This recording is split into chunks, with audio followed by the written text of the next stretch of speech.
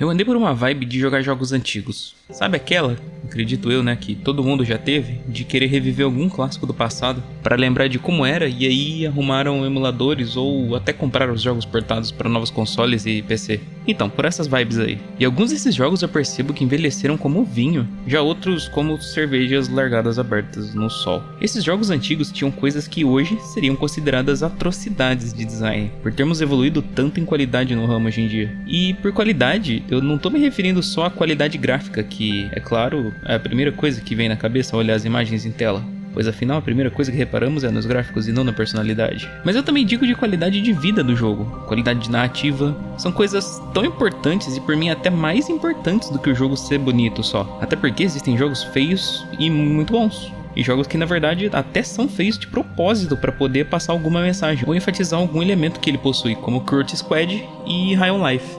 Mas olha só, eu zerei The Elder Scrolls Arena, que é o primeiro de toda a série The Elder Scrolls, e então eu fui direto para o Daggerfall, que é o segundo jogo da série. Tem um sentido lógico nisso, creio eu.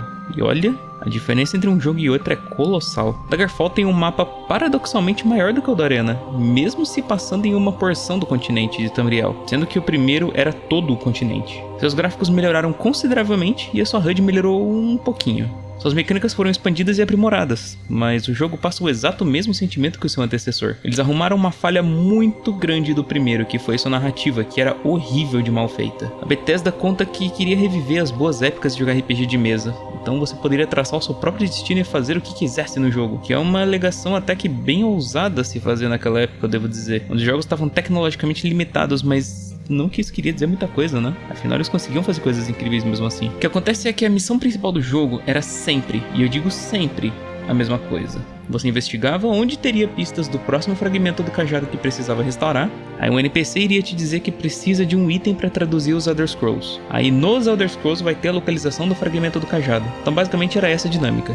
Chega num lugar novo, encontra o item da tradução numa dungeon e aí encontra a dungeon onde está o fragmento do cajado. Faz a dungeon do fragmento e parte pro próximo. Esse processo se repete nessa exata mesma ordem sem alterar nem sequer o motivo para fazer as duas dungeons. É sempre a mesma história de encontrar um negócio que ajuda a traduzir o Elder Scrolls para achar a dungeon que tá o item que você precisa, e acontece em 8 vezes, pois são 8 fragmentos do cajado que você precisa reunir. No Daggerfall isso muda ao menos um pouco. Você é encarregado de investigar o assassinato do rei de Daggerfall, cidade que fica em High Rock. Uma conspiração enorme tá rolando por causa disso, e então você deve encontrar os membros da corte que podem saber o que tá acontecendo, e você acaba se envolvendo na disputa de interesses desses jogos reais e até lidar com a guilda de necromantes, que pode ter envolvimento ou não com o fato do rei agora ser um espectro assombrando a província de noite, enquanto sua alma não for liberta. No caminho você pode se aliar à guilda dos lutadores, dos ladinos, dos magos, conventos, e parando pra perceber como o Daggerfall é meio que igual ao seu antecessor, mas muito melhorado, eu comecei a associar como isso acontece até hoje em dia, das mais variadas formas que vimos por aí. Por exemplo, esses dois jogos se tratam de continuações diretas, então sendo eles da mesma série, né, a mesma franquia, eles possuem suas semelhanças, e até na sua arte, já que veio do mesmo estúdio. Mas às vezes isso acontece com estúdios e títulos diferentes e que talvez podem nem ter nada a ver um com o outro. Existe a frase atemporal que diz que nada nesse mundo se cria, tudo se copia, que são dizeres na verdade um pouco bostas, mas tem um pouquinho de sabedoria nessas palavras. É bem difícil limpar nossa criatividade de referências passadas que vemos por aí, então é comum que existam obras que foram inspiradas em outras. Quando se cria algum tipo de conteúdo, é muito comum que utilizamos inspirações de conteúdos que estamos acostumados em consumir e que gostamos, para embasar o que estamos fazendo. É bem difícil criar coisas que se desviam muito dessa regra. Meu canal mesmo é uma mistura extremamente fuleira do Adam Mylard, Architect of Games, um pouco do Nautilus e do Cad Carroll, talvez um pouco do Gamer, eu também gosto bastante do canal dele. E eu me inspiro bastante neles, pois curto demais o formato que eles criam seus conteúdos. Falar de jogos que fizeram parte da minha infância e como algumas coisas eram absurdas antigamente, como o Cad Carroll faz, trazer alguma análise sobre as mecânicas e inovações de certos jogos como o Adam Mylard e fazer ensaios sobre o que isso impacta em como interagimos com essas mídias, assim como o Nautilus faz. Meu canal deixa a desejar se comparar com a qualidade desses outros, mas é o tipo de conteúdo que eu gosto, e acaba que eu crio o meu próprio em cima dessas referências. Ele é como se fosse uma versão da Temu desses canais. Coisa é que a série The Elder Scrolls veio de algum lugar, e como citaram, ela se inspirou nos RPGs de mesa, que também vieram de algum lugar, mas paramos por aí mesmo. A série da Bethesda, desde o começo, tinha a intenção de ter os elementos que um RPG de mesa tem comumente. Então teria criação de personagens, atributos para distribuir, níveis para subir e criaturas fantásticas para se enfrentar. Magia existe, está presente, e enquanto masmorras e vilarejos são as localizações mais comuns de se ver por aí. Depois do Arena ter criado essa identidade, o Daggerfall pôde ir se desgarrando das raízes que o RPG de mesa proporcionou. Claro, ainda mantendo a parte que faz o jogo ser considerado um RPG, já que é o rumo que eles quiseram seguir. E fomos vendo tudo isso se aprimorando até chegarmos em Skyrim, que foi até agora o ápice da série, com ainda mais mecânicas expandidas e melhorias. E tudo isso graças à equipe reconhecer o que tá fazendo um jogo ser bom, e o que tá na verdade atrapalhando ele. Hoje em dia é como se os estilos de jogos pudessem ser classificados numa espécie de tabela periódica, onde, assim como a química, novos elementos são sempre adicionados conforme são descobertos. É como se os desenvolvedores hoje em dia, com o avanço e o pioneirismo no ramo, independente dos games, estivessem sempre estudando formas de criar novos elementos, novos estilos de jogos. O RPG mesmo fez muitos outros estilos surgirem, como o CRPG, o JRPG, e misturar os elementos faz criar todos os tipos diferentes de um mesmo estilo de jogo. Um RPG de ação, por exemplo, é bem diferente de um RPG de turnos, mas ambos são igualmente RPGs. E conforme novos jogos são lançados, a tendência do que os consumidores preferem jogar também vai acompanhando essas mudanças. Existem incontáveis maneiras de se criar um jogo, e dentre elas, o método dos verbos é um dos mais didáticos e fáceis de se entender qual rumo seu jogo está tomando. Por exemplo, imagina um estilo de jogo. Para esse exemplo aqui, vamos pegar um FPS, tiro em primeira pessoa.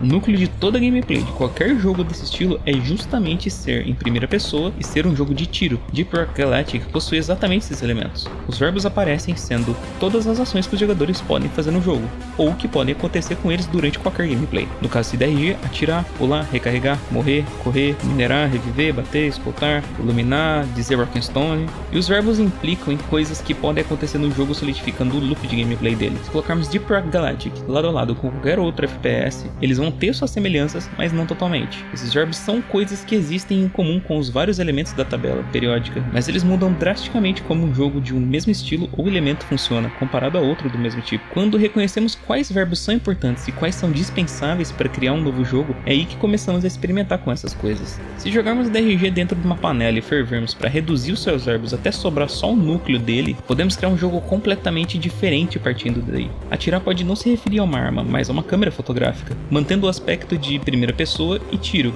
Ainda assim, digamos, mesmo que deturpando esse segundo aspecto. Pular, correr e atacar pode na verdade requerer precisão, e no lugar dos tiros podem ser só ataques corpo a corpo. O jogo deixa de ser um FPS, como propriamente dito, mas a ideia mesmo assim ainda é muito próxima do núcleo do design do jogo, aos poucos desvirtuando do estilo inicial e virando o seu próprio na verdade. E nesses testes e mais testes do que se pode ou não fazer num jogo, surge a descoberta de novos elementos da tabela periódica. Recentemente tivemos o surgimento dos Little Company Likes, usa criatividade para criar os nomes dos gêneros de jogos está cada vez pior. Mas em todo caso, Little Company foi um marco para a indústria independente dos jogos, isso é um fato. Ele virando uma tendência e com inúmeras pessoas jogando ele, tendo toda a sua atenção voltada para cada vez mais e mais sessões desse jogo, permite que os criadores reconheçam onde o jogo erra, ou até o que falta nele para dar ainda mais certo. Então os Little Company Likes aparecem com seus próprios verbos e mudanças suficientes para serem muito melhores do que o primeiro, pois as criaturas em The Headliners na verdade são o objetivo em questão. Ao invés de pegar coisas, você deve fotografar os aliens que estão invadindo Nova York, então eles não podem ser tão injustos como alguns inimigos presentes no Little Company.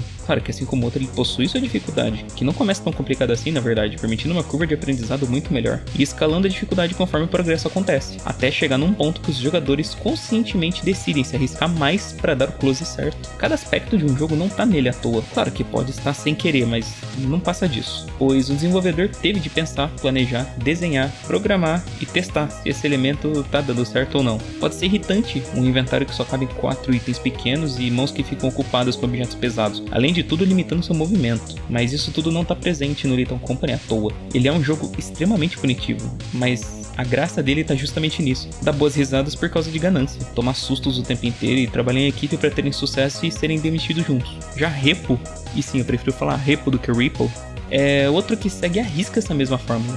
mas ele adiciona um pouco mais de mecânicas para o estilo, como uma furtividade muito mais satisfatória. Você consegue se esconder em plena vista dos inimigos, e ele abusa um pouco mais da comédia que o estilo já possuía desde o início, fazendo com que os objetos sejam mais difíceis de carregar. Ele reconhece que uma parte que pode ser considerada chata do Little Company é justamente o inventário, que é necessário ficar saindo do local para trazer os objetos para o caminhão por ser limitado. Então ele tem um carrinho, no qual até diz o quanto você já atingiu da meta, facilitando ainda mais a gameplay, permitindo que o jogo foque mais na parte onde vem toda a diversão do jogo. A lanterna que você carrega já é embutida no seu personagem, não existe limite de tempo que você pode ficar no mapa. Eles não são labirínticos como os do Little Company, até porque existe um mapa que você pode acessar, e não existem monstros que simplesmente acabam com a sua run, tornando impossível a exploração do local, mas nem por isso ele é assim tão fácil quanto faz parecer. Só que ele de longe é muito mais divertido por ter mais trégua para o jogador, que pode entender melhor o que está acontecendo na tela. Little Company, mesmo sendo simples, foi visionário, pegando elementos de várias coisas que sempre estiveram presentes na cultura da internet, ao menos para o público-alvo dele, como a Fundação SCP e outras creepypastas, que com certeza é a principal fonte de onde ele bebe para a inspiração de suas criaturas. Com uma gameplay que mais parece um meme do que um jogo, ele pôde viralizar imensamente, mas o estilo Little Company-like morreria por aí, se não tivesse criado novas versões do gênero com jogos diferentes. Às vezes só de você mudar um tema já faz todo o jogo mudar. Vários verbos devem ser removidos e inseridos à mercê de um único ajuste. Por exemplo, pensa no Minecraft. Agora pensa em Minecraft só que na água.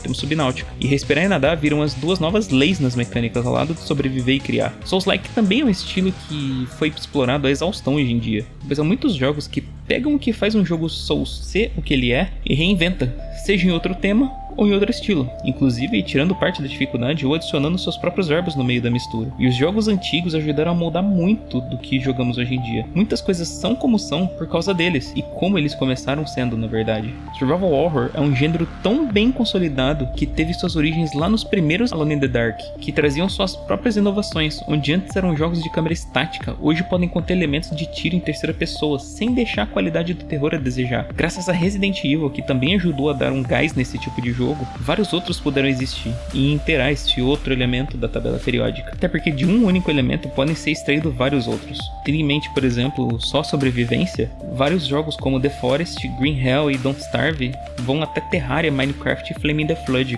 que são todos o mesmo estilo, mas de longe não são a mesma coisa. Os níveis de personagem, árvores de talentos, pontos de atributo, hoje em dia só são como são, pois já foram dessa forma nos RPGs de mesa, que sempre tiveram uma influência muito pesada nos jogos atuais, mesmo que seja um jogo de tiro até. É bem fácil ver talentos e habilidades para distribuir, para lá e para cá, conectando por fiozinhos com habilidades únicas. Assim como os roguelikes, que perceberam que na verdade é um ótimo elemento para se colocar em conjunto com outros que já existem, ao invés de tentarem reinventar o próprio pai do gênero, que era meio zoado na verdade para os padrões de hoje em dia, claro. Ainda que o estilo caia em desuso, fique tão ultrapassado que não se vê mais jogos saindo aos montes como outros, ainda existem os elementos que seriam obrigatórios neles, contidos como coadjuvantes em outros. Jogos de puzzle mesmo são extremamente raros hoje em dia, e a parte puzzle das coisas, na verdade agora está contida como algo secundário nos outros tipos de jogos, assim como jogos de plataforma, que ainda estão contidos na maioria dos Metroidvanias. Eu já vi temas de Game Jams que exploravam exatamente isso na verdade, estilo sem mecânica. Você podia escolher qualquer estilo de jogo para fazer, mas não ia poder colocar a mecânica que faz dele o que ele é, como a mecânica principal do jogo. Por exemplo, imagina um jogo de plataforma sem poder pular. É difícil, mas existe, por exemplo, The Deepest Sword, que é bem isso. Tower Defense, mas sem defender algo e sem atacar. Dog and Goblin é exatamente esse tipo de jogo. Sendo assim, é possível criar qualquer coisa misturando os elementos,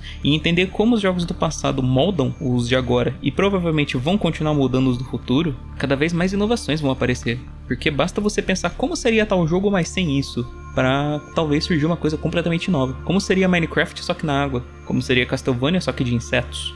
Ou como seria futebol só que com carros? Se acha que meu conteúdo foi relevante de alguma forma, deixa um like e considere se inscrever no canal. Eu agradeço aos que até aqui ficaram e até uma próxima ocasião.